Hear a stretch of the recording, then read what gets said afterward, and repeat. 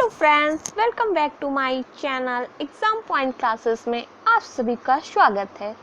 आज हम डिस्कस करेंगे अभिप्रेरणा। पेडागॉजी में अभिप्रेरणा है क्या? तो अभिप्रेरणा को हम मोटिवेशन भी कहते हैं।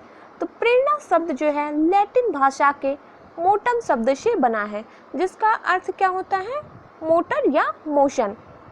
इसके अनुसार क्या होता है? प्रेरणा में गति का होना जो है अनिवार्य है। मनोवैज्ञानिक क्रेज तथा क्रेजफील्ड के अनुसार प्रेरणा हमारे जो है क्या है, क्यों का उत्तर देती है। हम किसी से क्यों प्यार करते हैं, हम किसी से क्यों घृणा करते हैं, तारे दिन में क्यों नहीं दिखाई देते हैं, ऐसे हमारे सभी सवालों का जवाब जो है हमें प्रेरणा के अंतर्गत मिलता है। जैसे कि शिक्षा एक जीवन प्रयत्न चलने वाली प्रक्रिया है, अर्थात क्रिया है। शिक्षा जो है वो जीवन प्रयत्न चलती रहती है।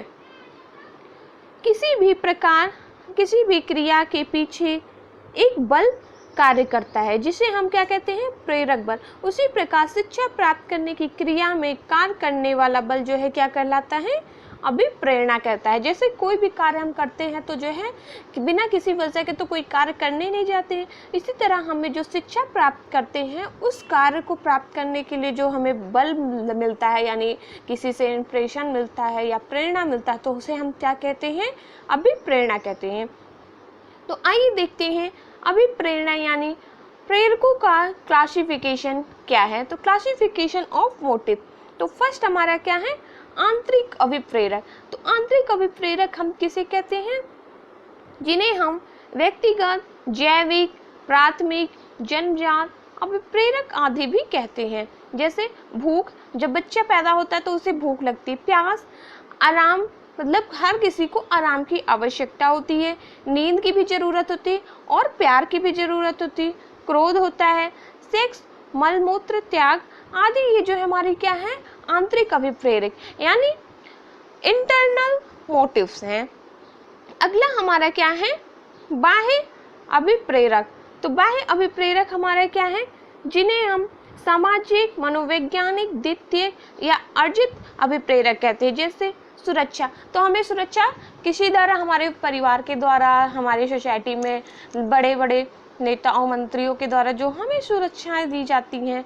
प्रदर्शन, जिज्ञासा, जानने की इच्छा, सामाजिकता, समाज में रहना, ज्ञान, ये सब जो है हमारा क्या है? एक्सटर्नल जो है मोटिव्स हैं।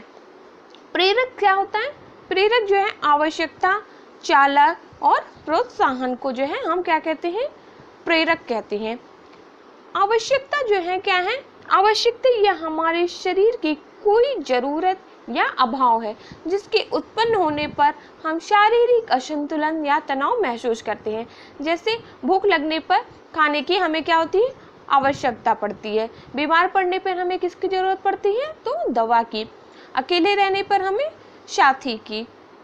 जब हम थक जाते हैं तो हमें किसकी आवश्यकता होती है?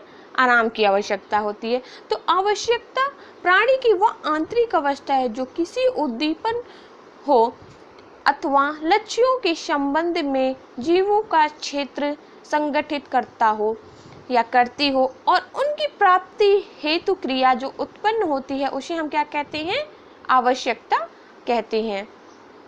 चालक या अंतर्नोद प्ररोध यानी ड्राइव, जो चालक होते हैं तो उसे क्या कहते हैं? प्रत्येक आवश्यकता से जुड़ा हुआ एक चालक होता है। जैसे खाने की आवश्यकता से भूख, पानी की आवश्यकता से प्यास। जब तक चालक शांत नहीं हो जाता तब तक हम क्या करते हैं? तनाव में रहते हैं। यानी ऐसे हमें कोई गुस्सा आ जाता तो हमें क्या, मेरा क्या होता है? सर दर्द होता है।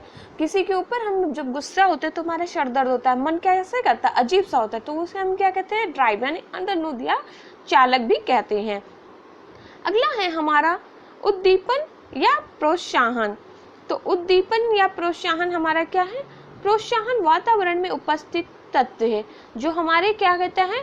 चालक को शांत कर देता है। जैसे प्यास लगने पर जीव तालाब, झरना, नदी, नाले का पानी पीकर अपने क्या करता है? प्यास को बुझा लेता है। उद्दीपन वह वस्तु, परिस्थितियां अथवा प्रक्रिया है जो व्यवहार को उत्तेजना प्रदान करती है और उसे जारी रखती है तथा उसे क्या कहती है, दिशा देती है। वाक्यों में आवश्यकता चालक एवं उद्दीपन में घनिष्ठ संबंध है। आवश्यकता जो है क्या है, चालकों को जन्म देती है। चालक एक तनावपूर्ण स्थिति है तथा व्यवहार को एक निश्चित दिशा और रूप प्रदान करती है। उद्दीपन द्वारा आवश्यकता क्या होती है, पूर्ति होती है।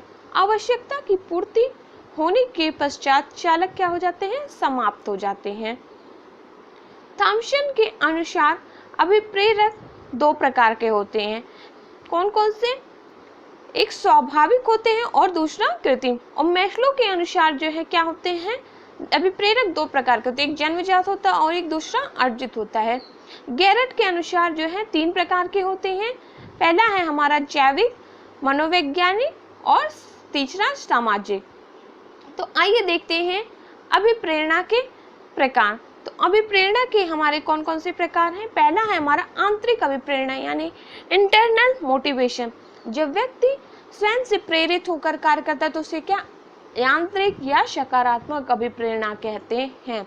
अगला है हमारा बाह्य अभिप्रेरणा। जब व्यक्ति स्वयं से प्रेरित ना होकर किसी बाहर के व्यक्ति द्वारा प्रेरित करने का कार्य करता है तो उसे हम क्या कहते हैं, बाह्य या नकारात्मक अभिप्रेरणा। Thank you watching my channel. Please like, share and subscribe.